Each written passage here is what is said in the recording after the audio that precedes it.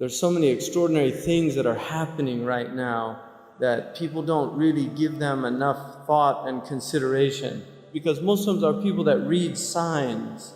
We're people that read signs. Our book is a book of signs. It's a book of ayat. And Allah subhanahu wa ta'ala gives His prophets ayat.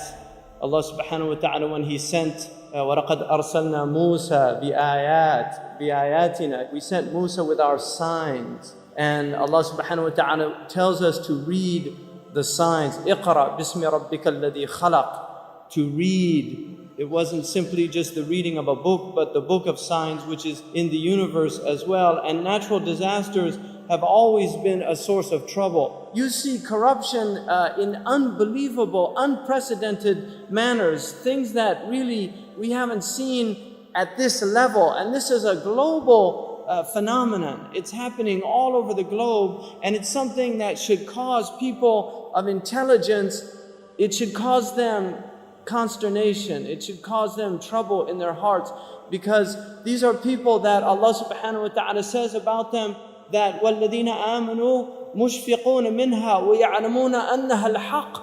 That the people who believe are concerned about the signs of the hour, the signs of the last days. They're concerned about it, and they know that it's true from their Lord. The Prophet ﷺ, in a hadith, which is one of the most extraordinary in terms of purely prophetic vision, is one of the most extraordinary hadiths that we have in the literature, that Ibn Abi Shaybah relates, in which the Prophet ﷺ said, إِذَا رَأَيْتَ مَكَّةَ بُعِجَتْ كَظَائِمًا. When you see Mecca, the Prophet ﷺ predicted that holes would be drilled through the mountains of Mecca, and he says, وَيَعْلُو بِنَاؤُهَا رُؤُوسَ الْجِبَالِ فَقَدْ أَضَلَّتَ السَّاعَةُ. And you see the buildings of Mecca reaching the level of mountains. You see the buildings of Mecca reaching the levels of mountains. He said, know that the shade of the hour has encompassed the planet.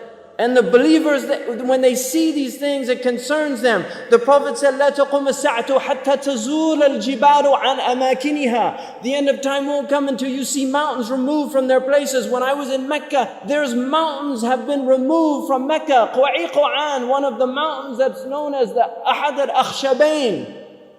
When the angels came to the Prophet ﷺ and they asked him if he wanted to see the mountains, that they would يطبقهما على قريش. One of them was Abi Qubays and the other was Qu'ayquan. Qu'ayquan has been removed. It's gone. It's no longer there. The mountain is gone. A mountain that the Prophet ﷺ walked in its shade. A mountain that the Prophet ﷺ probably climbed as a boy. This mountain is now removed. The Prophet ﷺ said, لا تقوم الساعة حتى يتهارج الناس تهارج الحمير. That the end of time won't come until people are like animals, openly.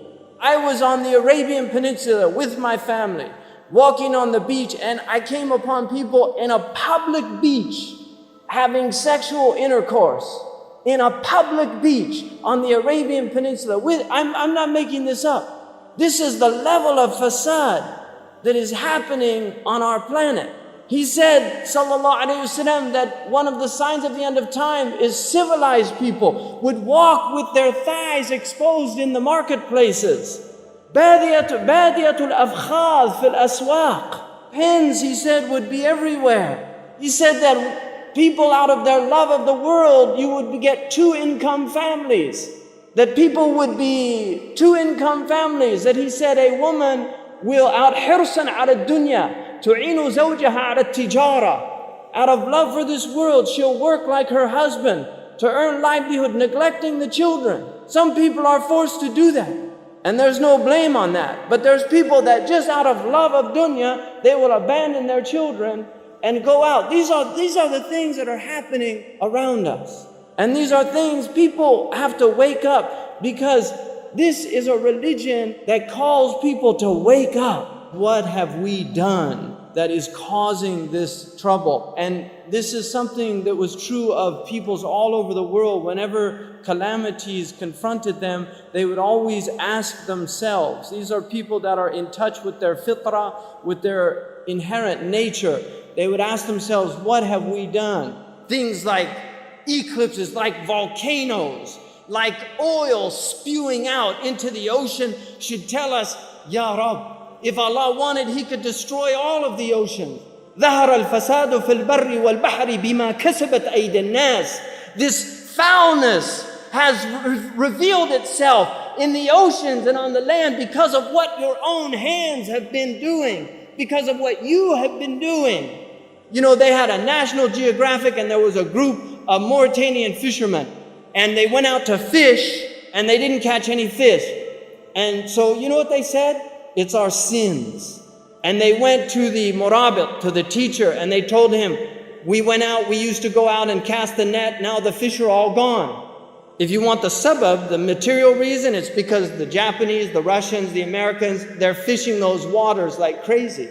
But still, they understood. How does this relate to us? You can blame the other, but it's happening to you. And he told them to make tawbah. This is on the documentary itself. He told them to make tawbah, to ask Allah. And they did that. And then they went out, cast their nets, and fish came into the net. That's fitrah people. Those are people of fitrah.